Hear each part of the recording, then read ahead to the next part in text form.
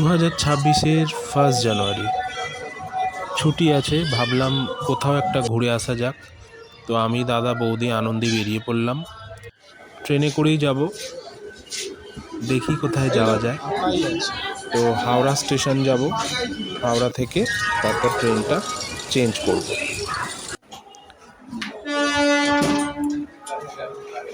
ডুব ডুব ডুব রূপ সাগরে আমার মন, ডুব ডুব ডুব রূপ সাগরে আমার মন, তলাতল পাতাল খুঁজলে, তলাতল পাতাল খুঁজলে পাবি নে প্রেম রত।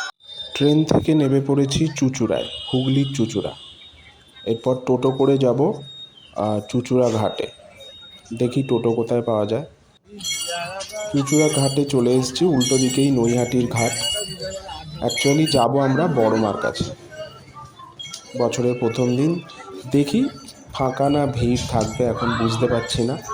দেখলাম ঘাটটা নতুন হয়েছে, পাশে একটা ঘাট ছিল, এই ঘাটটা নতুন করেছে স্পেশালি। তো আমরা ওই টিকিট কেটে ঘাটের দিকেই যাচ্ছি। একদিকে হুগলি আর একদিকে কলকাতা।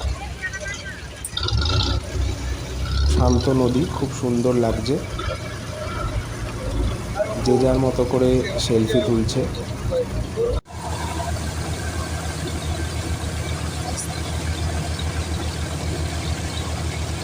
তো অবশেষে পৌঁছে গেলাম নৈহাটি বড়মার ঘাটে।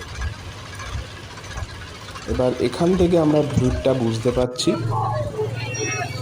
চারপাশের লোকে লোকারণ্য, দোকানপাটও যথেষ্ট বসেছে।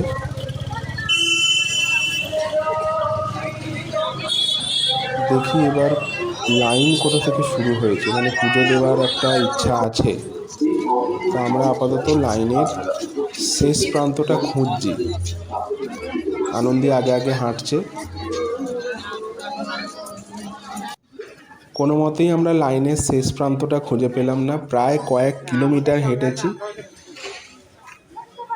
অনেকে বলছে 3 ঘন্টা লাইনে দাঁড়িয়ে আছে, অনেকে 4 ঘন্টা। তো পুজো দিতে পারলাম না, প্রচণ্ড ভিড়। তাই মন্দিরের বাইরে থেকেই আমরা ঠাকুরকে প্রণাম করলাম আর এখান থেকে বেরিয়ে যাব।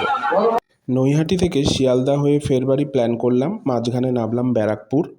এখানে ওই দাদা বৌদির বিরিয়ানি ভাবলাম একটু নেব, নিয়ে বাড়ি যাব। তো এখানেও প্রচণ্ড লাইন। আনন্দীকে বললাম লাইন দিয়ে বিরিয়ানিটা নে। তো এরপর বাড়ি। পাবি নে প্রেম রত্ন ধাম, ডুব ডুব ডুব রূপ সাগরে আমার মন, ডুব ডুব ডুব রূপ সাগরে আমার মন।